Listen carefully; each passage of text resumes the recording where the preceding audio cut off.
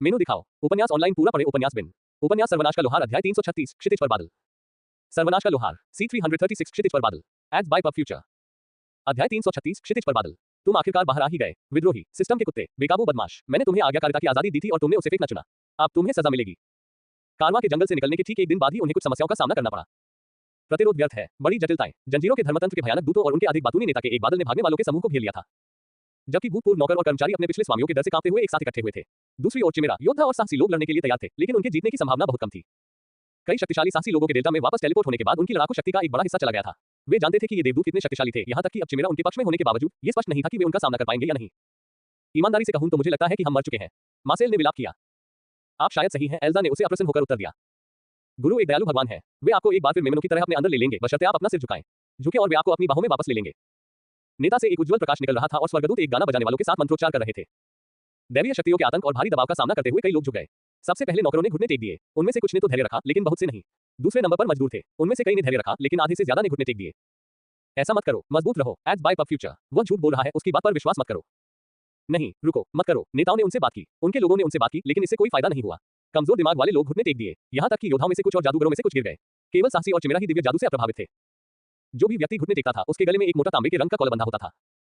मैं देख रहा हूं कि आप में से कुछ लोगों को अपनी गलती का एहसास हो गया है, और अब उन्होंने नाटकीय ढंग से विराम लिया। लड़ो। अपने अस्थायी हथियार को पकड़कर नौकर और कर्मचारी चिल्लाने और पीड़ा और युद्ध की गर्जना के साथ उछल पड़े। जिन लोगों की रक्षा करने की योजना उन्होंने बनाई थी, उनके हमले के लिए तैयार न होने के कारण कई लोग शुरुआत में ही गिर गए। वे मित्र जिन्होंने अपने भाइयों को इस बात से रोकने की कोशिश की थी, वे लोग जिन्होंने बहुत कोशिश की क्योंकि उन्हें परवाह थी, वे कर्मचारी और नौकर जो झुके नहीं थे, उन्हें उनके ही लोगों ने कुचल दिया। वहां से यह और भी कठिन हो गया क्योंकि योद्धा, साहसी और चिमेरा बहुत अधिक मजबूत थे। उन पर हमला करना सूर्य पर हमला करने वाले स्नोबॉल की तरह था। समस्या ये थी कि उन्हें बहुत अधिक मजबूत और बेहतर सुसज्जित बलों पर काबू पाने की आवश्यकता नहीं थी। अराजकता के क्षण में स्वर्गदूतों ने हमला किया और जीवन काटना शुरू कर दिया। उनकी फसल ने बचाव करने वाली सेनाओं के बीच अराजकता को और बढ़ा दिया। उनकी एकमात्र बचत ये थी कि स्वर्गदूत अपने हमलों में पूरी तरह से शारीरिक थे।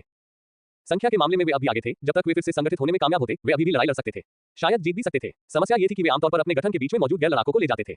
अब उन पर अंदर से हमला किया गया। हर कोई गठन को तोड़ो और अपने आसपास के समझदार लोगों के बीच छोटे छोटे समूह बनाओ। अपना बचाव करो और एक बार में एक ही फरिश्ते पर अपना हमला केंद्रित करने की कोशिश करो। हमें उनकी संख्या कम करनी है। मार्सेल का युद्धघोष पूरे युद्ध क्षेत्र में गूंज उठा। यह एकमात्र विचार था जो उसे जल्दी में सूझा। रिंग को तोड़ो और एक दूसरे के करीब रहने वाले दलों के बीच छोटे छोटे समूह बनाओ। इस तरह वे पागल गुलामों और स्वर्गदूतों से खुद को अधिक प्रभावी ढंग से बचा सकते थे। पिप और करीना के बचे हुए शिष्यों ने पहले ही अपने जीवन को बचाने के लिए काम कर लिया था।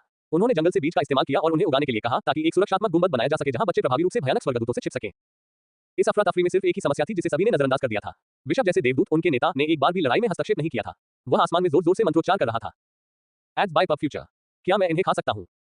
इमोगी ने अचानक पूछा। वह माउंट स्पेस से बाहर आया था और जली हुई बंदरों की लाशों को भूखी आंखों से देख रहा था। यह उनके अनुबंध के बाद पहली बार था जब वह जगह से बाहर गया था।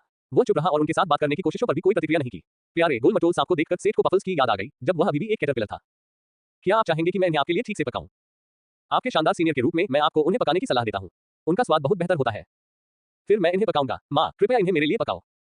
मम्मा, हाँ, हालांकि जब हम पहली बार मिले थे तब मैंने इस बारे में बताया था, लेकिन पिछले कुछ दिनों में मैंने आपको ध्यान से देखा और आपको स्वीकार करने का निर्णय लिया। माँ, मैं समझ गया, तुम्हारा फैसला पक्का है, लेकिन क्या मैं तुम्हारा पिता नहीं बन सकता? पिता क्या है? उद्धरण चिन्ह डॉट डॉट डॉट। हे भगवान, सेठ को वह संभोग अनुष्ठान याद आ गया जो उसने देखा था और उसे समझ में आ गया कि पिता की कोई अवधारणा क्यों नहीं थी। उसे एक हफ्ते से भी कम उम्र के सांप को संभोग के बारे में समझाने का मन नहीं हुआ। नहीं, कुछ नहीं, मैं आपकी तरह ही रहूंगा माँ। चलो बस यही करते हैं। ठीक है, तो क्या तुम मेरे लिए खाना बना सकती हो माँ? जरूर, एक मिनट रुको। सेठ ने मृत राक्षसों को टुकड़ों में काटा, उन्हें मसाला लगाया और उन्हें लेस देन पाइरोकिनेसिस ग्रेटर देन के साथ अच्छी तरह से भुना। बिग ब्रदर पफल सही था, ये स्वादिष्ट है, इसकी आवाज बहुत अधिक ऊर्जावान हो गई।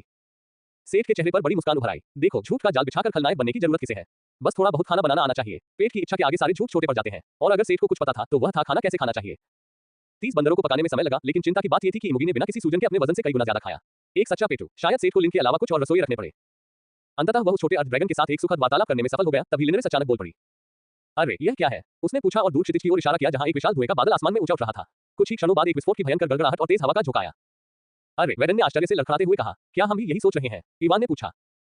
तुम्हें लगता है कि यह या तो दुहू है या कारवां? ऐसा ही होना चाहिए, है ना? युवक ने जोर देकर कहा। आप जानते हैं, दुनिया बहुत बड़ी है। ये हमेशा हमारे और हमारे जानने वालों के बारे में नहीं होता, लेकिन हमें जाकर देखना चाहिए। बस मामले में क्या आप तैयार हैं? पफ। महान, मैं हमेशा तैयार रहता हूँ। बी, लेकिन मेरे खाने का क्या होगा? आंसू भरी आंखों वाला सांप करा उठा। अभी भी 10 से ज्यादा बंदर बचे थे। चिंता मत करो, मैं उन्हें पैक कर दूंगा और तुम बाद में खा सकते हो। सेठ ने बच्चे को रोते हुए शांत किया। उन्होंने शिविर तोड़ दिया, सारा सामान समेट लिया और पफल्स पर सवार हो गए। दुहू के बारे में क्या? वेदांत ने चिंतित होकर पूछा। वह एक बड़ा मजबूत बाघ है, वह अपनी देखभाल खुद कर सकता है। सेठ ने बोने की चिंता दूर कर दी। एक बार जब वे उड़ने वाले दुर्लभ सेंटीपीड पर सवार हो गए तो सवाल का जवाब खुद ही मिल गया। सिर्फ 30 मिनट की यात्रा के बाद उन्हें मैदानों में दौड़ता हुआ एक विशाल बाघ मिला। यह उनके शिविर की दिशा में दौड़ रहा था। आइवेसन ने अपनी ऊंचाई तब तक कम की जब तक कि बाघ ने उन्हें नहीं देखा और रुक गया। तुमने विस्फोट देखा? ये कारवां ही होगा, टाइगर मैन ने पीछे मुड़कर कहा। क्यों? मुझे उनके रास्ते मिल गए और मैं वापस आ रहा था तभी यह घटना घटी। ये वही दिशा है जिस ओर कारवां गया था। ये संयोग से बिल्कुल मेल खाता है। ठीक है, पफ पर चढ़ो, हम जाकर देखते हैं। सेठ ने फैसला किया। डूहू आइवेसे की पीठ पर उनके साथ शामिल हो गया, लेकिन जब सेंटीपीड वापस हवा में जाना चाहता था तो सेठ ने उसे रोक दिया। चलो अब जमीन से यात्रा करते हैं। अगर कारवां का स्थान वाकई यही है तो बेहतर होगा कि आपके पास कुछ मन बचा हो। एड्स बाय पब फ्यूचर को फायदा नाप तक और अधिक अध्याय लाने में हमारी सहायता करे। संपर्क टॉस साइट मैप दान करें, मेनू दिखाओ। उपन्यास ऑनलाइन पूरा पढ़े। उपन्यास बिन। उपन्यास सर्वनाश का लोहार अध्याय 337। लोहार कभी कभी देर से आ सकता है। सर्वनाश का लोहार C337। लोहार कभी कभी देर से आ सकता है। एड्स बाय पब फ्यूचर अध्याय 337। लोहार कभी कभी देर से आ सकता है। कारवां पर एक विशाल प्रकाश का उल्का गिरा जिसने मित्र और शत्रु दोनों को समान रूप से प्रभावित किया। स्वर्गदूतों के नेता ने कभी भी उनमें से किसी को भी मुक्ति प्रदान करने की योजना नहीं बनाई थी। अवज्ञा का एकमात्र इनाम मृत्यु और उससे कम कुछ नहीं था। मैदान धूल और धुएं के विशाल बादल से घिरा हुआ था। पिप को सांस लेने में बहुत दिक्कत हो रही थी। वह उनके सुरक्षात्मक गुंबद के मलबे के नीचे फंस गई थी और केवल धूल में ही देख पा रही थी। ये जानने का कोई तरीका नहीं था कि दूसरों के साथ क्या हुआ। हर कठिन सांस से उसके फेफड़ों में धूल भर जाती थी और उसे खांसी आ जाती थी। आखिर हुआ क्या था? जब से उन्हें करीना का घर छोड़ना पड़ा था तब से सब कुछ अस्त व्यस्त हो गया था। प्रकृति जो भ्रष्टाचार के आने पर प्रतिकूल हो गई थी, आग जो कई दिनों तक उनका पीछा करती रही थी, राक्षस जो आखिरकार चीजें शांत होने लगी थी और समझ में आने लगी थी। हर बार जब उसे कोई उम्मीद मिलती तो वह फिर से छिन जाती। उसके गालों से आंसू बहने लगे, उसके चेहरे पर धूल के निशान बन गए और वह इसे रोकने के लिए कुछ भी नहीं कर सकती थी। पिप हिल नहीं पा रही थी, सांस नहीं ले पा रही थी और उसकी इच्छाशक्ति डगमगाने लगी थी। युद्ध के मैदान में भी यही स्थिति थी। कई लोग मर चुके थे या गंभीर रूप से घायल थे और हिलने डुलने में असमर्थ थे। मार्सेल ने बेजान एल्जा को अपनी बाहों में थाम रखा था। उसके आंसू बारिश की तरह उसके भावहीन चेहरे पर गिर रहे थे। वह अपना एक हाथ खो चुकी थी और उसके शरीर से बहुत अधिक खून बह रहा था तथा कोई उपचारक भी नजर नहीं आ रहा था। उन्हें एक दूसरे को जानते हुए ज्यादा समय नहीं हुआ था, लेकिन इन मुश्किल समय में उनका रिश्ता दोस्ती से बढ़कर हो गया था। हालांकि उन्होंने कोई बड़ा कदम नहीं उठाया था। अब उसने आखिरकार उसे अपनी बाहों में भर लिया, लेकिन किस कीमत पर? युद्ध के मैदान में हर जगह इस तरह के दुखद दृश्य होने के बावजूद लोग अभी भी लड़ रहे थे। विस्फोट, गड़गड़ाहट, चीखें और हथियारों की गड़गड़ाहट धूल के बादल में गूंज रही थी। जादू की रोशनी ने अराजक नरसंहार को रंगीन और लगभग उत्सव में बना दिया। मेरे मेमनो, अगर तुम अभी भी खड़े हो सकते हो तो उठो, विद्रोहियों पर वार करो। चारों ओर अचानक गीली मिट्टी के ढेर हिलने लगे और भयानक चोटों वाले लोग लाशों की तरह धरती से बाहर निकल आए। उनके शरीर से आंसू और खून बह रहा था और वे भावहीन चेहरों के साथ आगे बढ़ रहे थे। पब फ्यूचर द्वारा विज्ञापन। कठपुतलियां उन लोगों को खत्म करने के लिए आगे बढ़ती हैं जो प्रतिरोध नहीं कर सकते, जबकि अंधेरे दूत अंतिम प्रतिरोध पर हमला करने में व्यस्त थे। हिट एंड रन रणनीति का उपयोग करते हुए वे हमला करने के लिए धूल से नीचे गोता लगाते और फिर कहीं और हमला करके गायब हो जाते। युवा जादूगर ने मलबे के नीचे से बाहर निकलने की बहुत कोशिश की थी, लेकिन वह असफल रहा। पिप केवल युद्ध का शोर सुन सकती थी जो धीरे धीरे कम होने लगा था। जब वह दूर तक देख रही थी तो उसने देखा कि उसमें एक छोटा सा बदलाव आ गया है। पृष्ठभूमि शोर में नई चीखें और रोना जोड़ा गया। दूसरी दुनिया की चीखें जो बस एक पल के लिए गूंजती थी, उन्हें काट दिया गया। मार्सेल ने तेज गति से आती किसी चीज की सीटी सुनी और एल्जा को कसकर गले लगा लिया। उसके पास खड़े होकर लड़ने की ताकत नहीं थी। गिल्ड लीडर ने उसे अपने शरीर से बचाने का दृढ़ निश्चय किया हुआ था। उसकी आंखें बंद थीं और वह दर्द और मौत का इंतजार कर रहा था। इसके बजाय उसने अपने घायल कंधे पर किसी का हाथ महसूस किया और उसके शरीर में उपचारात्मक गर्माहट भर गई। यार, लगता है मैं थोड़ा देर से आया हूँ, सेठ ने शर्मिंदगी से उससे कहा। मार्सेल केवल अविश्वास से लोहार को देख सकता था। उसके दिमाग में शॉर्ट सर्किट हो गया था क्योंकि उसने इस जीवन में सेठ को देखने की उम्मीद नहीं की थी। सुनो, अभी उसे छोड़ दो, अन्यथा मैं उसे ठीक नहीं कर पाऊंगा, उसने मार्सेल से विनम्रता से कहा जो अभी भी ठंडी सुंदरता को कसकर पकड़े हुए था। हाँ, कृपया। गोल्डन फ्लीस के सुपीरियर हील का उपयोग करते हुए महिला को एक नर्म सुनहरी रोशनी में लपेटा गया क्योंकि उसके घाव धीरे धीरे ठीक होने लगे। यहाँ तक कि उसकी कोहनी के ठीक नीचे से उड़ गई बाह में भी फिर से वृद्धि के संकेत दिखाई दिए। उसकी बाह ठीक होने में कुछ समय लगेगा, तुम्हें यही रहना चाहिए और अभी उसकी रक्षा करनी चाहिए। बस यही रहो और कोशिश करो कि तुम मारे न जाओ। मैं तुम्हारे रास्ते में अन्य बचे हुए लोगों को भेज सकता हूँ। सेठ ने डूहू को दूसरों के साथ छोड़ दिया था जबकि वह और पफल्स युद्ध के मैदान में प्रवेश कर गए थे। दुष्बम सेंटीपीड हवा में अच्छा भोजन कर रहा था जबकि सेठ युद्ध के मैदान में घूम रहा था। वह वास्तव में इस तरह की बड़ी लड़ाई के लिए तैयार नहीं था। वह जानता था कि ऐसा संगीत है जो इस स्थिति में मददगार हो सकता है, लेकिन उसने कभी कोई नहीं सीखा था। वह जितने भी गाने जानता था उनमें से ज्यादातर या तो क्राफ्टिंग के लिए थे या फिर सिर्फ खुद को या अपनी पार्टी को मजबूत बनाने के लिए उपयोगी थे। सेठ ने ऐसा नरसंहार पहले कभी नहीं देखा था। मैदान शवों से भरा हुआ था और जब वह भाग रहा था तो आत्माएं उसके पास आ रही थी। यह पहली बार था जब उसे वास्तव में ये आत्माएं नहीं चाहिए थी। वह उन लोगों को खोजने के लिए आवाजों का पीछा करता रहा जो अभी भी लड़ने में सक्षम थे। जमीन थोड़ी ढलान वाली थी और वह शायद हमले के केंद्र के करीब था। उसने लड़ाई की आवाजों का अनुसरण किया जो गड़गड़ाहट और बिजली की तरह थी। ये संभवतः उस जगह पर लड़ रहे चिमेरा का नेता था। अगर वह उसे मुश्किल जगह से बाहर निकाल पाता तो वह बचे हुए लोगों के लिए फिर से इकट्ठा होने के लिए एक अच्छी आकृति होती। रास्ते में वह अपनी आंखें खुली रखता था ताकि देख सके कि उसे किसी की मदद की जरूरत है या नहीं। दुख की बात है कि उसे सिर्फ एक या दो बार ही मार्सेल जैसा कोई व्यक्ति दिखा जिसकी वह मदद कर सकता था। ज्यादातर लोग बचाए नहीं जा सकते थे। लोग आधे से भी कम शरीर के साथ जिंदा रहने के लिए संघर्ष कर रहे थे। यहाँ भूकंप के केंद्र के नजदीक लाशें ऐसी ही दिख रही थी। पब फ्यूचर द्वारा विज्ञापन। जब इन बेचारों में से एक ने उसका टखना पकड़ लिया तो उसे रुकना पड़ा। वह आदमी धड़ से भी छोटा था, उसका एक सिर और एक हाथ था, लेकिन एक हाथ से को मजबूती से पकड़ रखा था। कृपया मेरी मदद करो, मैं मरना नहीं चाहता, मैं अभी नहीं मर सकता, उसने खून की बूंदें उगलते हुए कहा। मुझे खेद है, मैं ऐसा कोई जादू नहीं जानता जो आपकी जान बचा सके, सेठ ने आश्चर्य से कहा। कृपया मुझे बचाओ, कृपया बचाओ, मुझे बचाओ। ऐसी और भी आवाजें गूंजने लगी और एक दयनीय कोलाहल में घुल मिल गई। सेठ आमतौर पर जल्दी से कोई निर्णय ले लेता था और उसके अनुसार काम करता था, लेकिन अब स्थिति अलग थी। उसने कभी ऐसी स्थिति का सामना नहीं किया था और उसे नहीं पता था कि क्या करना है। दुख की कक्षता से घिरे होने से उसे कोई मदद नहीं मिली। लेस देन डिंग, आपका कौशल शांत प्रतिक्रिया लब 0.7 शांत प्रतिक्रिया लब 0.8 बन गया है ग्रेटर देन। इस हुनर को हासिल किए हुए कई साल हो गए थे। जब उसका मन शांत हुआ और वह अपने आसपास के बदकिस्मत लोगों की आवाज को सुनने में कामयाब हुआ तो उसे एक विचार सूझा। वह उस आदमी के पास झुका जिसने अभी भी उसका टखना पकड़ा हुआ था। मेरे पास तुम्हारे अस्तित्व को बचाए रखने का कोई तरीका हो सकता है, जीने का कोई तरीका, लेकिन तुम इंसान नहीं रहोगे, शायद तुम्हारा अपना शरीर भी न हो। यह मौत से भी बदतर हो सकता है। क्या तुम अभी भी ऐसा करना चाहते हो? सेठ ने लेस देन सेठ की आवाज ग्रेटर देन से बात की ताकि यह स्पष्ट हो सके कि यह चुनाव कोई मजेदार नहीं था और उन सभी तक पहुंच सके जिन्होंने उसे आवाज दी थी। उनमें से कई लोग चुप हो गए क्योंकि उनकी आवाज की तस्वीर का भयानक भविष्य मौत से भी बदतर लग सकता है। लेकिन कुछ लोग नहीं माने। एक वह आदमी था जो उसके पैर को पकड़ रहा था। उसकी बची हुई एक आंख उसे अविचल इच्छाशक्ति से घूर रही थी। ठीक है, अब विरोध मत करो, इससे तुम्हारी संभावनाएं बढ़ सकती हैं, उसने कहा। उसने उस आदमी का सिर पकड़ लिया और उसकी आत्मा काट ली। उसकी आंखों की रोशनी और इच्छाशक्ति गायब हो गई और उसका हाथ ढीला पड़ गया। लेस देन अर्जित आत्मा, मध्यम अहंकार, दुर्लभ शिल्प सामग्री। एक ऐसे आदमी की आत्मा जो जीवन से हार नहीं मानना चाहता था। Greater than. उसे नहीं पता था कि जब उसने कहा कि विरोध न करने से संभावनाएं बढ़ जाएंगी तो वह सही था या नहीं, लेकिन जो 3 लोग इस सौदे के लिए सहमत हुए, उन तीनों में अहंकार था। बस उनकी रेटिंग अलग अलग थी। यह एक लाभ था, लेकिन वास्तव में सेठ को मनुष्यों के साथ ऐसा करना असहज लगा, परिणामों की स्वीकृति के बावजूद। लेकिन अब उसके पास अपने कार्यों की नैतिकता पर विचार करने का समय नहीं था। अभी और भी जरूरी काम थे। वह तेजी से उस दिशा में आगे बढ़ा जहां उसे बिजली चमकती हुई दिखाई दी और गड़गड़ाहट की आवाज सुनाई दी। पब फ्यूचर द्वारा विज्ञापन को फायदा नाम तक और अधिक अध्याय लाने में हमारी सहायता करें। संपर्क टॉस साइट मैप दान करें। मेनू दिखाओ। उपन्यास ऑनलाइन पूरा पढ़े। उपन्यास बिन। उपन्यास सर्वनाश का लोहार अध्याय 338 आखिरकार जादूगर नहीं। सर्वनाश का लोहार C338 आखिरकार जादूगर नहीं। पब फ्यूचर द्वारा विज्ञापन अध्याय 338 आखिरकार जादूगर नहीं। वह भाग्यशाली थी और जब विस्फोट हुआ तो वह उसके किनारे पर थी। उसने केवल अपनी निचली भुजा खोई। इसके बाद वह अन्य चिमेरा के समूह के साथ फिर से संगठित होने में कामयाब रही और रहस्यमय तीरंदाज भी उसके साथ शामिल हो गया। उनके समूह पर इस समय कम से कम 3 स्वर्गदूतों ने घेरा हुआ था। उनके बगल में जमीन पर 2 स्वर्गदूतों की लाशें पड़ी थी जो पहले ही अपनी जान गंवा चुके थे। उन 2 को हराने में उनके समूह का आधा हिस्सा खर्च हो गया था, लेकिन फिर 3 और स्वर्गदूत प्रकट हुए। एक को लगातार बिजली के हमलों ने रोक रखा था, दूसरे को सटीक निशाने वाले तीरों ने। लेकिन उनके सहयोगी तीसरे के खिलाफ बचाव के बोझ तले दबे हुए थे। इसलिए जो युद्ध हो सकता था वह ये था कि उन्हें अपने साथियों को एक-एक करके देखना था। धनुर्धर और जादूगर केवल अपरिहार्य को टाल रहे थे। वे किसी को नहीं बचा सकते थे, यहां तक कि खुद को भी नहीं। क्या वाकई लड़ते रहना उचित था? इन विचारों ने उनकी एकाग्रता को भंग करने की कोशिश की, लेकिन यही रोंगटे खड़े कर देने वाली धुन थी जिसने आखिरकार उनकी एकाग्रता को तोड़ दिया। जब दोनों देवदूत मौका देखकर नीचे कूदे तो उनमें से प्रत्येक पर ज्वाला की एक चमकीली भाले से वार किया गया। जादू और तीरों की एक और लहर ने तीसरे देवदूत पर हमला किया जो अपने साथियों में से एक को खत्म करने की कोशिश कर रहा था। एक पल बाद भालू की एक और जोड़ी ने 2 लड़खड़ाते प्राणियों को जकड़ लिया। स्रोत की तलाश करते हुए उन्होंने देखा कि योद्धाओं और जादूगरों का एक झुंड फटे पुराने कवच और कपड़ों में उनकी ओर दौड़ रहा है। उनके सामने वही युवा अग्निप्रेमी था जिसमें उसकी रुचि थी। नए लोगों ने सहजता से अपने समूह को आत्मसात कर लिया और पंक्तिबद्ध हो गए। देवदूत पीछे हट गए थे, लेकिन वे मरे नहीं थे। फिर भी आराम करने के लिए ये थोड़ा समय था। आप थोड़ा देर से आए हैं, चिमेरा जादूगरनी ने अपने साथियों की लाशों को दुख से देखते हुए कहा। धनुर्धर चुप रहा। पब फ्यूचर द्वारा विज्ञापन। माफ करना, मैं कोई जादूगर नहीं हूँ। कभी-कभी मैं देर से पहुंचता हूँ। धनुर्धर हंसा। क्या? जादूगर ने पूछा और सेठ और धनुर्धर के बीच देखा। बस एक कहावत है, चिंता मत करो। तुम कैसी हो? सिवाय स्पष्ट बातों के। सेठ ने ताजा लाशों, घायलों और उसकी बांह को देखते हुए पूछा। मैं अब बहुत ज्यादा मानसिक संतुलन खो चुका हूँ। मेरे पास भी तीर लगभग खत्म हो गए हैं। आखिरकार उसने कहा, लेकिन सिर्फ गोला बारूद की मांग करने के लिए। अच्छा, तुम भाग्यशाली हो, चुप रहने वाले आदमी। मेरे पास तीर हैं, अच्छे भी। इसके अलावा मैं केवल एक छोटी सी मैना औषधि ही दे सकता हूँ। सेठ ने तीरंदाज को 50 एडेमेंटियम तीरों का एक पैकेट दिया जिनके सिरे क्षय से मंत्रमुग्ध थे और उसने चिमेरा नेता को उपचारात्मक जादू का प्रयोग करने से पहले एक मैना औषधि दी। वह भाग्यशाली था कि रास्ते में उसे बहुत से लोग मिल गए और उनमें एक पुजारिन भी थी। उसका उपचार करने वाला जादू कुछ खास नहीं था, लेकिन वह कम गंभीर घावों को ठीक करने के लिए काफी था। अब चिमेरा का समूह या जो कुछ बचा था उसे लोहार के समूह में शामिल कर लिया गया और वे युद्ध के मैदान के किनारे की ओर आगे बढ़ गए। उन्होंने रास्ते में जो भी बचा पाए उसे उठा लिया।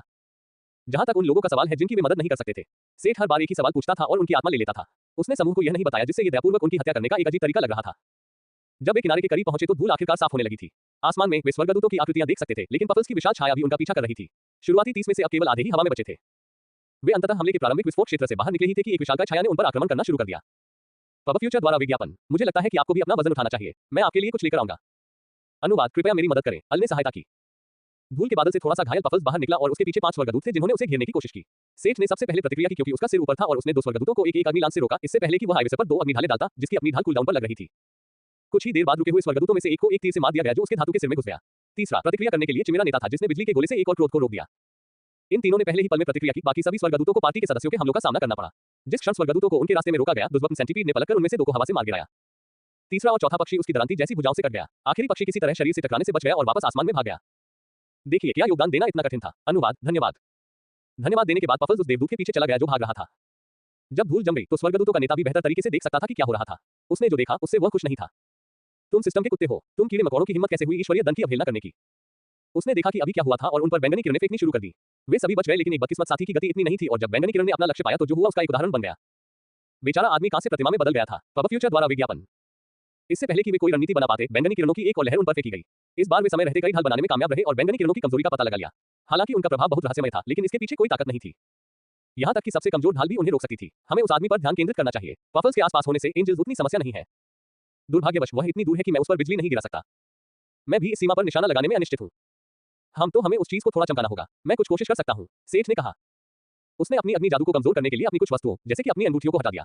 अन्यथा दोस्ताना आग की संभावना बहुत ज्यादा होती। इसके बाद उसने अग्नि वर्षा करने के लिए दस्तानों का इस्तेमाल किया। आग के गोले जो एक हल्के उल्कापात की तरह नीचे गिरते थे, हवा में ऊपर बनते थे और फिर बहुत तेज गति से जमीन पर गिरते थे। जैसा कि उसने उम्मीद की थी, आग के गोले महादूत की स्थिति से भी ऊपर बनते थे। जब स्वर्गदूतों के नेता को हमला महसूस हुआ तो उसने पलटकर देखा और उन्हें ढाल से आसानी से रोक दिया। लेकिन वे सिर्फ ध्यान भटकाने के लिए थे। अगले ही पल एक तीर उसकी पीठ के निचले हिस्से में घुस गया। 3 और तीर छाती, कंधे और गर्दन में लगे। हाँ, तुम्हारा दयनीय हमला कोई नुकसान नहीं पहुंचा सकता ऊर्ग, क्या? वे दूर से ही नेता की प्रतिक्रिया का कारण समझ सकते थे। तीर के घावों से जंग की तरह एक बदसूरत परत परत धीरे-धीरे फैल रही थी। एक उच्च श्रेणी के दिव्य प्राणी के रूप में ये धनुष के मानसिक प्रभावों का विरोध कर सकता था, लेकिन एक मजबूत अभिशाप और एक प्रतिशोधी आत्मा के अभिशाप से पैदा हुए क्षय की 2 परतों का विरोध नहीं कर सकता था। देवदूत दर्द और सदमे से छटपटा उठा और कुछ पल के लिए गिर पड़ा, इससे पहले कि वह खुद को संभाल पाता। जब उसने खुद को संभाला तो दूसरा तीर जो सिर पर निशाना साध रहा था पहले से ही आ रहा था और वह लुढ़क कर बच गया। इससे उसकी ऊंचाई और भी कम हो गई। अगले ही पल उसे 2 तीरों और बिजली के प्रहार का सामना करना पड़ा। वह सीमा में आ गया था। तुम छोटे, उसने गुस्से से कहा और उनके हमलों को रोकने के लिए एक ढाल तैयार कर ली। तुम सोचते हो कि तुम बहुत होशियार हो, बस तुम इंतजार करो, मैं तुम्हारी उम्मीदों को एक पल में ही तोड़ दूंगा। अचानक युद्ध के मैदान के चारों ओर उपस्थित देवदूत रुक गए और नेता की ओर वापस दौड़ पड़े। अरे, धनुर्धर, सेठ और गढ़ में मौजूद हर व्यक्ति ने कोसा, ये वही पैटर्न था। हमें उससे छुटकारा पाना होगा। जल्दी से, पफल, इधर आओ, तुम्हें मुझे वहां ऊपर लाना होगा। एड्स बाय पफ फ्यूचर को फायदा नाप तक और अधिक अध्याय लाने में हमारी सहायता करें। संपर्क टॉस साइट में दान करें, मेनू दिखाओ। उपन्यास ऑनलाइन पूरा पढ़े। उपन्यास बिन। उपन्यास सर्वनाश का लोहार अध्याय 339 जब हथौड़ा गिरता है। सर्वनाश का लोहार C339 जब हथौड़ा गिरता है। पफ फ्यूचर द्वारा विज्ञापन। अध्याय 339 जब हथौड़ा गिरता है। विशालकाय उड़ने वाला कीड़ा नीचे कूदा और फिर मंत्रोच्चार करने वाले देवदूत की ओर बढ़ा। वह चकमा देने के लिए तैयार हो गया और उसने मंत्रोच्चार जारी रखा और अनुष्ठान के लिए निचले दूतों को बुलाया। जब कनखजुरा पास आया तो एक अजीब सी बुदबुदाहट की आवाज बढ़ती गई। जैसे जैसे दूरी कम होती गई, बुदबुदाहट एक गीत में बदल गई और इसने देवदूत का ध्यान खुजली की तरह खींचा। अल्पविराम। लोग ऐसे गीत गा रहे हैं जिन्हें वे कभी साझा नहीं करेंगे और कोई भी ध्वनि को बाधित करने की हिम्मत नहीं करेगा। उसे यह एहसास हुआ कि सेंटीपीड उसके कितने करीब आ गया था और वह चकमा देना चाहता था, लेकिन ऐसा करने की कोई जरूरत नहीं थी। वह बस उसके पास से निकल गया। अनुष्ठान लगभग पूरा हो चुका था, लेकिन गाने की आवाज तेज हो गई। इसने उसके दिमाग को झकझोर दिया और उसके जादू में देरी कर दी। अल्पविराम। मेरी प्रतिज्ञा लो कि मैं तुम तक पहुंचूंगा कि मेरे शब्द मौन वर्षा की बूंदों की तरह गिरेंगे और तुम्हें कुओं में बदल देंगे। किसी चीज ने उसकी पीठ पर चोट मारी और उसकी एकाग्रता लगभग भंग हो गई। उसे वजन महसूस हुआ। उसे लगा कि कोई उसे पकड़ रहा है, लेकिन वह उसे देख नहीं पा रहा था। और सभी मौन की ध्वनि में फुसफुसाएंगे। बहुत देर हो चुकी थी। उसका मंत्र रुक गया, मानो उसके गले में अटक गया हो। अनुष्ठानों की पूरी व्यवस्था अचानक देवदूत नेता से उत्पन्न एक लहर से टूट गई। मानो शून्यता की एक लहर से टकराया हो। सभी रोशनी, अनुष्ठान और आसपास के सभी अधूरे जादू नकार दिए गए। वह मंत्रोच्चार नहीं कर सकता था। वह अदृश्य हमलावर से खुद को बचाने के लिए कोई जादू भी नहीं कर सकता था। उसके शरीर में भयानक गर्मी फैलने लगी। उसने हमलावर को दूर करने के लिए संघर्ष किया, लेकिन ये काफी मजबूत नहीं था। पहला गाना खत्म होने के बाद दूसरा गाना शुरू हुआ। क्या ये बौनी भाषा थी? तेरी अग्नि और मेरी शक्ति से बना है, हर धातु, कुल्हाड़ी और ब्लेड। पफ फ्यूचर द्वारा विज्ञापन। टिंग। एक स्पष्ट टकराव की आवाज गूंजी और युद्ध के मैदान में मौजूद हर कोई इसे सुन सकता था। देवदूत के सिर पर एक जबरदस्त प्रहार हुआ और वह अस्त व्यस्त हो गया। मछली के कवच की तरह गड़ी गई धातु और ड्रैगन स्केल आपको स्वस्थ रखने के लिए। टिंग। देवदूत को बहुत मुश्किल समय का सामना करना पड़ा क्योंकि उसके सिर पर बहुत जोर से वार किया जा रहा था और वह गिरने लगा। एक अजीब सी ऊर्जा उसके शरीर पर आक्रमण करती रही और वह समझ नहीं पा रहा था कि क्या हो रहा है। पिघली हुई धातु डाली गई और तलवार में ढाल दी गई। टिंग। हर बार के साथ वह बेहोश हो गया और खुद को गिरने से नहीं रोक सका। वायरस की तरह विदेशी ऊर्जा लगातार हमला कर रही थी और वह कुछ नहीं कर पा रहा था। तलवार गड़ी जाए और मूठ बांधी जाए, भीड़ को सींग मारे जाए और खून बहाया जाए। टिंग। उलझन और पीड़ा में फंसा हुआ वह बस यही चाहता था कि यह सब खत्म हो जाए। टिंग। टक्कर तो हुई, लेकिन कोई अंत नहीं था क्योंकि यह अंतिम प्रहार नहीं था। यह जमीन थी और इसकी पीठ एक बड़ी धातु की वस्तु पर टकराकर झुक गई। एक देवता का धातु दूत एक निहाई पर लिपटा हुआ था, जबकि एक लोहार उसे मौके घाट उतारने के लिए गड़ रहा था। बकलर और कोर्सेट, कुल्हाड़ी और तलवार और चमकदार भाले भीड़ को मार देंगे। टिंग। जैसे कि लोहे की गड़ाई की आवाज ने युद्ध के मैदान में बचे हुए लोगों को जगा दिया हो। जैसे कि स्पष्ट ध्वनि से आकर्षित होकर वे आवाज की ओर लड़खड़ाते हुए चले गए और आसपास के क्षेत्र में एकत्र हो गए। पफ फ्यूचर द्वारा विज्ञापन। अनुष्ठान के बाद भी निचले देवदूत हवा में खड़े थे, मानो वे स्तब्ध हो। भूखे विकर के लिए आसान शिकार। चाहे कितने भी लोग उस बड़ी निहाई को घेर लें जो कहीं से भी प्रकट हो गई थी, लोहार का हथौड़ा कभी नहीं रुका। उसने नरक का हेलमेट उतार दिया था। उसके चेहरे पर पसीना बह रहा था, लेकिन उसकी आंखों में एक ऐसा पागलपन था जो लोगों को उसके पास आने से रोक रहा था। यहाँ तक कि मासेल और एल्जा भी जल्द ही शामिल हो गए और कुछ समय बाद दुहू और अन्य लोग भी शामिल हो गए। वे सभी डर और मोह में बस देखते रहे क्योंकि मानव आकृति को जीवित रूप से गढ़ा गया था। अंत तलवार या शाफ्ट बन गए क्योंकि प्राणी अभी भी अराजक रूप से संघर्ष कर रहा था। लेकिन हथौड़ा जहां भी गिरा उसका सुलगता हुआ शरीर कठोर हो गया। जैसे जैसे काम आगे बढ़ा, संघर्ष सामग्री से बाहर निकल गया और बेजान उपकरण में बदल गया। एक पैर भाला बन गया, दूसरा खंभा। एक हाथ तलवार बन गया, दूसरा डंडा। हर बार ऐसा करने पर वह धड़ से अलग हो जाता था। फिर सेठ ने छाती पर वार करना शुरू किया और उसे प्लेटों में बदल दिया जो ढाल और कवच बन गए। अंत में केवल सिर ही बचा। शक्तिशाली प्रहारों से विकृत होकर उसके चेहरे पर पूर्ण भ्रम और भय का भाव था। इतना अधिक कि कई दर्शक इसे और अधिक नहीं देख सके और उन्हें वापस लौटना पड़ा। टिंग। भट्टी की आग, राख सी ठंडी, कोई गीत नहीं गाया जाता, कोई हथौड़ा नहीं गिरता। इसके साथ ही गाना समाप्त हो गया और सेठ का काम समाप्त हो गया। अंत में सिर, एक हेलमेट, एक मुखौटा और खंजरों का एक सेट बन गया। मुखौटा देवदूत नेता का चेहरा था जो अभी भी हिलने डुलने में सक्षम था। सेठ आसानी से उसकी आत्मा को निकाल सकता था, लेकिन ये पिछले कुछ हफ्तों से उसे परेशान करने का उसका बदला था। उसके अहंकार को एक ऐसी वस्तु में कैद करना जिसका इस्तेमाल दूसरे लोग गुलाम की तरह कर सके। उसे यह उचित बदला लेने जैसा लगा। दुर्भाग्य से उन्हें इन वस्तुओं के लिए कोई विकल्प नहीं दिख रहा था। क्या ऐसा इसलिए था क्योंकि वे सिस्टम के लिए विदेशी सामग्री से बने थे? पफल्स की तरह, जो सिस्टम के अनुरूप नहीं था क्योंकि यह एक ऐसे देवता का दिव्य दूत था जो कभी इसमें शामिल नहीं हुआ। उसे उन्हें भी आजमाना होगा, जैसे कि हेरिस का हेलमेट। जब सेठ ने विचारमग्न होकर ऊपर देखा तो उसकी नजरें भीड़ की चौंकती हुई निगाहों से टकरा गईं। क्या तुम सब वहां क्यों खड़े हो? क्या तुम लोगों के पास करने के लिए बेहतर काम नहीं है? तुम बेवकूफ लोग जाकर घायलों की मदद करो और बचे हुए लोगों की तलाश करो, है ना? कुछ देर चुप रहने के बाद उसने उन्हें डांटना शुरू कर दिया। भीड़ तितर-बितर हो गई, मानो वे बस भागने के मौके का इंतजार कर रहे थे। केवल दुहू अपनी पार्टी, मासेल, एल्जा, आर्चर और चिमेरा लीडर के साथ रह गया। उन्हें देखकर वह केवल आहें भर सकता था। क्या अन्य नेता मर गए हैं? यदि वे नहीं भी हैं तो भी वे इतने स्वस्थ लोगों में से नहीं थे कि आकर देख सके। चिमेरा ने तथ्यात्मक रूप से कहा। ओह हाँ, क्या तुम बाहर जाते समय किसी से मिले? सेठ ने पूछा जब उसे वह खोज याद आई जो उसे मिली थी। अप्रत्याशित रूप से यह एल्जा थी, वह शीतल सुंदरी जिसकी अचानक बड़ी प्रतिक्रिया हुई। बच्चों, हमें उन्हें ढूंढना होगा, उन्हें बहुत चोट लग सकती है। आशा है कि बहुत देर न हो जाए, उसने चिल्लाते हुए कहा और भाग गई। ओह ठीक है, हमें उनकी तलाश करनी चाहिए। मासेल ने सहमति जताई और उसके पीछे दौड़ा। सेठ ने धनुर्धर और चिमेर की ओर देखा। क्या आप इसे विस्तार से बता सकते हैं? धनुर्धर ने इस बात पर ध्यान नहीं दिया कि उसे कोई सवाल पूछा गया था। केवल चिमेरा ही इतना दयालु था कि उसने सेठ को कारवां में हाल ही में हुई हर घटना के बारे में जानकारी दी। बच्चों का एक समूह जिसने सिस्टम में शामिल हुए बिना भी जादू सीखा। दिलचस्प है, चलो उन्हें ढूंढते हैं। मुझे लगता है कि उन्होंने उस दिशा में अपनी सुरक्षा के लिए किसी प्रकार का लकड़ी का गुंबद बनाया होगा। तीरंदाज ने अचानक उपयोगी जानकारी दी और एक दिशा की ओर इशारा किया। उन्होंने देखा कि टूटी हुई लकड़ियों के एक बड़े ढेर के पास एल्जा, मासिल और कुछ अन्य लोग मलबा हटाने और बच्चों की तलाश में कड़ी मेहनत कर रहे थे। चिता से दूर हटो, मेरा मतलब मलबे से है, मुझे इससे निपटने दो। जब से उसने आग के परिजनों की विशेषता प्राप्त की है, तब से उसकी आग को नियंत्रित करने की क्षमता में बहुत बड़ी छलांग लगी है, न केवल कच्ची शक्ति में बल्कि नियंत्रण में भी। नजदीकी इलाकों में वह जीवित प्राणियों का पता लगाने के लिए गर्मी का पता लगाने की भावना के रूप में अपने लेस देन पाइरोकिनेसिस ग्रेटर देन का उपयोग भी कर सकता है। इसका उपयोग करके वह जीवित बचे लोगों का स्थान निर्धारित कर सकता था और उनके रास्ते में आने वाली किसी भी लकड़ी को जला सकता था। जब उसने शांत होने और इस भावना पर ध्यान केंद्रित करने की कोशिश की, तभी उसने देखा कि कोई उसकी ओर देख रहा है। यह एक छोटी लड़की थी, शायद 11 या 12 साल की, जो उसे गौर से देख रही थी। चिंता मत करो, मैं तुम्हारे दोस्तों को ढूंढ लूंगा, सेठ ने अजीब तरीके से कहा। उसे नहीं पता था कि बच्चों के साथ कैसे पेश आना है या यहाँ क्या कहना सबसे अच्छा होगा, इसलिए उसने फिल्मों और टीवी से मानक लाइन छोड़ने का फैसला किया। फिर उसने लड़की को नजरअंदाज करने और अपने दोस्तों को खोजने पर ध्यान केंद्रित करने की पूरी कोशिश की। आधे घंटे के बाद उसने लकड़ियों के ढेर से 7 बच्चों को आजाद कर दिया था, लेकिन बस इतना ही, बाकी सभी। मुझे खेद है, लेकिन इस ढेर में कोई अन्य जीवित व्यक्ति फंसा हुआ नहीं है। पब फ्यूचर द्वारा विज्ञापन को फायदा नाप तक और अधिक अध्याय लाने में हमारी सहायता करें। संपर्क टॉस साइट मैप दान करें, मेनू दिखाओ। उपन्यास ऑनलाइन पूरा पढ़े। उपन्यास बिन। उपन्यास सर्वनाश का लोहार अध्याय 340 सद्गुण। सर्वनाश का लोहार। सद्गुण एड्स बाय पब फ्यूचर अध्याय 340 सद्गुण। उसने रोने से बचने की बहुत कोशिश की, अब वह सबसे बड़ी हो गई थी, उसे मजबूत होना था, लेकिन पिप ने चाहे जितनी भी कोशिश की हो, वह अपनी आंखों में बड़े बड़े गर्म आंसू महसूस कर सकती थी। उसने जिद करके अपने होंठ काटे और अपनी आंखें सिकोड़ ली, लेकिन अंत में वह छोटे बच्चों के साथ उनके दुख में शामिल हो गई। उनमें से बहुत से लोग मारे गए, पहले जब उन पर जंगल में हमला हुआ और अब जब उन्हें किसी और की लड़ाई में घसीटा गया। केवल 10 बच्चे ही जीवित बचे थे, केवल 10 लोग जो करीना और उनकी दयालुता की याद को आगे बढ़ा सकते थे। निराशा और हताशा ने उसे अपनी गिरफ्त में ले लिया था। ऐसा क्यों हुआ, ऐसा क्यों होता रहा, उसने क्या गलत किया था कि दुनिया ने उसके साथ ऐसा व्यवहार किया। वह घुटनों के बल बैठ गई, उसकी खामोश स्थितियों से उसका शरीर कांप उठा। वह क्रोधित होना चाहती थी, वह क्रोधित थी, वह किसी को दोषी ठहराना चाहती थी, लेकिन कौन? दुनिया, अंधकार, आग, कारवां, वे अजीब प्राणी, उसके दुश्मन उसके लिए बहुत शक्तिशाली थे या पहले ही पराजित हो चुके थे। बिना किसी रोक टोक के गुस्सा और भी गहरी निराशा, दुख और अवसाद में बदल गया। एक गर्मजोशी भरे आलिंगन ने इस दुष्चक्र को तोड़ दिया। छोटी छोटी बाहों की पकड़ ने उसे उसके जहरीले विचारों से विचलित कर दिया। सब ठीक हो जाएगा बड़ी बहन, हाँ सब ठीक हो जाएगा, ठीक है बड़ी बहन पिप। उनके अपने छोटे छोटे चेहरे आंसुओं और धूल से सने हुए थे। उन्होंने उसे कसकर गले लगाया और उसे शांत करने की पूरी कोशिश की। इससे उसका दिल खुश हो गया, चाहे उसने खुद पर तरस खाने की कितनी भी कोशिश की हो, वह अब और नहीं कर सकती थी।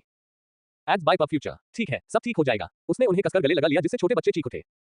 सब कुछ खत्म नहीं हुआ था, उम्मीद थी, ये नाक भान सिकोड़े बच्चे अब उस पर भरोसा कर रहे थे। पेपर, उसने उन्हें सुरक्षित जगह पहुंचाने की कसम खाई, चाहे कोई भी कीमत क्यों न हो, लोग उनकी रक्षा करते हुए मरते रहे। उसे मजबूत होना था, इतना मजबूत कि वह उनकी रक्षा कर सके और जिंदा रह सके। युद्ध के बाकी मैदान में हालात कैसे हैं? उसने किसी को उन योद्धाओं में से एक से पूछते सुना जिन्होंने उसे मलबे से निकलने में मदद की थी। ये वह फैंसी कवच वाला आदमी था जिसने उसके भाई बहनों को बचाने के लिए अपने अजीब कौशल का इस्तेमाल किया था। हमने बहुत से लोगों को खोया है, ज्यादातर नागरिक और आजाद हुए लोग। दूसरों का क्या, मुक्त किए गए योद्धा लगभग पूरी तरह से खत्म हो गए थे। साहसी लोगों के लिए यह बहुत बेहतर नहीं लगता। हालांकि कुछ लोग संभवतः डेल्टा में वापस चले गए, कई चिमेरा अपने मजबूत शरीर की बदौलत जीवित रहने में सक्षम थे। उन्होंने कारवां की स्थिति के बारे में बात की, सिर्फ उसे ही तकलीफ नहीं हुई थी, कितने लोगों ने अपने परिवार या दोस्तों को खो दिया था, और वह सिर्फ यही सोचती रही कि उसकी स्थिति कितनी भयानक थी। क्या हम कुछ मदद कर सकते हैं? छोटी लड़की नेता के पास पहुंची। वह बहुत ही मजबूत व्यक्ति था जिसके बारे में उसे बताया गया था। उसने हैरानी से उसकी तरफ देखा, लेकिन जब उसने उससे बात की तो उसने एक दयालु मुस्कान दिखाने की कोशिश की। वह उसकी आंखों के स्तर पर आने के लिए नीचे झुका भी। आप मदद करना चाहते हैं? आपका नाम क्या है? मैं पिप हूं, करीना की शिष्या, उसने गर्व से कहा। करीना की शिष्या, आप क्या मदद कर सकती हैं? पब फ्यूचर द्वारा विज्ञापन। हम पौधे उगा सकते हैं, जानवरों को वश में कर सकते हैं और कुछ हद तक उपचार जादू का उपयोग कर सकते हैं। वह अपनी अल्प युद्ध क्षमता के बारे में शेखी बघाने की हिम्मत नहीं कर सकी। क्या तुम्हें यकीन है तुम घायल हो गए थे और अब तक मलबे के नीचे फंसे हुए थे? हम इसे संभाल सकते हैं। ठीक है दोस्तों, उसने आत्मविश्वास से कहा। दूसरे बच्चों ने उसकी सीधी पीठ की ओर देखा। वह अचानक बड़ी और मजबूत लगने लगी क्योंकि वह वहां खड़ी थी। क्या बड़ी बहन पिप हमेशा इतनी विश्वसनीय थी? आप इन लोगों को दिखा सकते हैं कि करीना ने हमें क्या सिखाया है ना? उन्हें दिखाई कि वह कितनी महान है। जिन 2 लोगों ने उसे शांत किया था, वे सबसे पहले सहमत हुए और बाकी भी उनके पीछे हो लिए। अच्छा, तो फिर तुम मासेल के पीछे पीछे यहाँ क्यों नहीं आते और घायलों की मदद करते? आदमी ने योद्धा के कंधे को सहलाया। क्या ये सचमुच एक अच्छा विचार है सेठ? मासेल ने हिचकिचाते हुए कहा। तुम क्या बात कर रहे हो? वे अपनी योग्यता साबित करना चाहते हैं, तुम उन्हें यह मौका कैसे नहीं दे सकते? उसने मजाक में उस आदमी को डांटा, लेकिन फिर पिप की ओर मुड़ गया। अपना सर्वश्रेष्ठ प्रयास करो, मुझे दिखाओ कि तुम क्या कर सकते हो। अगर तुम मुझे प्रभावित करोगे तो मैं तुम्हें एक घर दे सकता हूँ, बढ़ने के लिए एक सुरक्षित जगह, जैसे एक बड़े पेड़ का शो। उसने उसके कान में फुसफुसाया। रूपक ने उसे चौंका दिया, लेकिन वह समझ गई, ये सिर्फ दयालुता का कार्य नहीं था, यह एक मौका था, एक मोटी जान को गले लगाने और अपनी खुद की शक्ति बढ़ाने के लिए सुरक्षित रहने का मौका। ये वही था जिसकी उन्हें अब जरूरत थी जब उनके सीनियर चले गए थे। हालांकि किसी और पर फिर से निर्भर होने का विचार अजीब था, लेकिन यह एक सच्चाई थी कि वे अपनी दुनिया में अकेले नहीं रह सकते थे। यहाँ तक कि उनके वरिष्ठों में भी खुद की और दूसरों की रक्षा करने की ताकत नहीं थी। एक चमकता हुआ अंगारा आग में जल गया। वह बड़ा होना और मजबूत बनना चाहती थी, इतना मजबूत कि कोई भी और कुछ भी उससे कभी कुछ नहीं छीन सकता। उसने सुपरहीरो या खलनायकों के बारे में अपनी व्यर्थ कल्पना को त्याग दिया। पिप मजबूत बन जाएगी, कल्पना से भी ज्यादा मजबूत। सेठ ने उसकी आंखों में आग जलती देखी। लड़की भले ही छोटी थी, लेकिन ऐसी इच्छाएं रखने वाले लोग बहुत आगे तक जाते हैं, और यह उसके हित में था कि जब वे महानता की ओर अपनी यात्रा शुरू करते थे तो वे उसके शिविर का हिस्सा होते। उसके अधीन जितने ज्यादा लोग थे, उसे उतना ही कम काम खुद करना पड़ता था। यह सब उसके बड़े लक्ष्य के लिए था, आराम करना, या कम से कम जो चाहे वो करना। वह लोहारी का काम नहीं छोड़ेगा। यह एक बढ़िया और दिलचस्प शौक था। वह मासेल और बच्चों के साथ अस्थायी शिविर में गया, जहां लोग घायलों की देखभाल कर रहे थे। सभी को कुछ हद तक चोट लगी थी, जिनमें से कई गंभीर रूप से घायल थे। एक विस्तृत क्षेत्र को खोला गया और पृथ्वी के जादू से समतल किया गया, जहां घायलों को जमीन पर कंबल बिछाकर लिटाया गया। जब सेठ इस क्षेत्र में दाखिल हुआ तो उसने एक बचकानी आवाज सुनी। क्या मैं भी मदद कर सकता हूँ माँ? रुको, क्या तुम उपचार जादू जानते हो? हाँ, मैंने यह आपको और बड़े भाई को देखकर सीखा है। बड़ा भाई, सही है, पफल्स भी बड़ी मदद कर सकता था, लेकिन लड़ाई के बाद वह मैना से बाहर हो गया था और उसने अपना समय ठीक होने और शिकार किए गए स्वर्गदूतों को बचाने में बिताया। ठीक है, बाहर आओ, चलो पहले इसे किसी हल्की चोट वाले व्यक्ति पर आजमाते हैं ताकि यह सुनिश्चित हो सके कि कुछ गलत ना हो। सेठ की चिंताएं निराधार थी। मोटा सा सांप बेहतरीन उपचार जादू करने में सक्षम था। मैंने तुमसे कहा था, जादू में प्रतिभाशाली ग्लिच ने आत्मसंतुष्ट होकर टिप्पणी की। इमुगी की दानशीलता का एक और अप्रत्याशित परिणाम हुआ। लेस देन डिंग, आपके साथी इमुगी लव पॉइंट 1 ने पुण्य स्टेट अनलॉक कर दिया था। Greater than. लेस देन डिंग, आपके साथी इमुगी लव पॉइंट 1 का गुण बढ़ गया है। किस्मत जोड़ एक ग्रेटर देन। उसने जल्दी से इमुगी की स्टेटस प्लेट चेक की और यह सच था। उस पर एक नया स्टेट पुण्य दिखाई दिया था। सांप ने अभी अभी किसी की टूटी हुई हड्डियों को ठीक किया था और उसका पुण्य तेज हो गया था। जैसे जैसे माउंट लोगों को ठीक करता गया, स्टेट बढ़ता गया। लेस देन डिंग, आपके साथी इमुगी लव पॉइंट 1 का पुण्य 100 तक पहुंच गया है। भाग्य जोड़ एक ग्रेटर देन। ये फिन के अपने दल में होने जैसा ही प्रभाव था। एक परी ने हर दल के सदस्य की किस्मत बढ़ा दी। इमुगी के लिए भी यही स्थिति थी। जब तक सांप उसका सवारी या पालतू जानवर बना रहेगा, उसे 2 का भाग्य बोनस मिलेगा। सेठ हमेशा अधिक भाग्य के बारे में खुश था क्योंकि यह एक कौशल था। वह योग्यता बिंदुओं के साथ मजबूत नहीं हो सकता था। उसे बस इतना करना था कि इमुगी अच्छे काम करे। यह बहुत मुश्किल नहीं लगता था। उन्होंने घायलों का मैदान देखा और काम भी किया। पब फ्यूचर द्वारा विज्ञापन को फायदा नाप तक और अधिक अध्याय लाने में हमारी सहायता करें। संपर्क टॉस साइट मैप दान करें।